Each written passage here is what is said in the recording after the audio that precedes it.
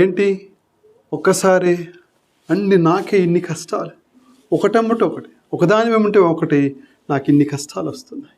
ఈ కష్టాలు పగవాడికి కూడా రాకూడదని చెప్పేసి నిరాశతో నిస్సృహతో ఉక్కిరి బిక్కిరి అవుతూ నాకే రావాలని చెప్పేసి కృంగిపోతున్నావా, కృషించిపోతున్నావా? ఎటు వెళ్ళాలో, ఎవరిని అడగాలో, ఎవరి సలహా తీసుకోవాలో తెలియక సతమతమవుతూ ఉక్కిరి బిక్కిరి అవుతున్నావా? ఒకసారి యెహోషాపాతును జ్ఞాపకం చేసుకో. యెహోషాపాతు రాజ్యం చుట్టూ అనేక శత్రు రాజ్యాలు మోకలు ఆయనను చుట్టుముట్టాయి. మోవాబీలు, అమోనీలు, మొయినీలు, ఇలా అనేక శత్రు రాజ్యాలు చుట్టుముట్టినప్పుడు ఆయన తన ప్రజలతో కలిసి దేవుని సలహా అడిగాడు. ప్రభువా, మా శక్తి చాలదు, మా బలం చాలదు, మా జ్ఞానం చాలదు, ఏం చేయాలని చెప్పేసి దేవుని సలహా అడిగారు.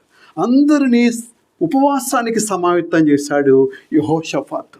అందరూ ఉపవాసముతో దీక్షతో ప్రార్థన చేయగా దేవుడు వారికి గొప్ప అద్భుతాన్ని, గొప్ప విజయాన్ని ప్రసాదించాడు.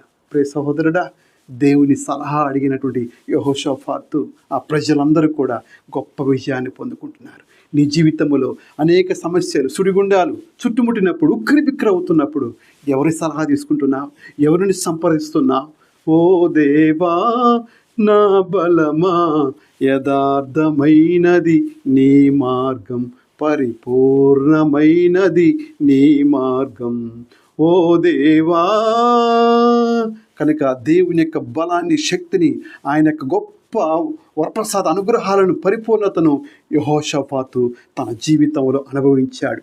దేవుణ్ణి సంప్రదించడం ద్వారా, ఆయన సలహా కోరటం ద్వారా.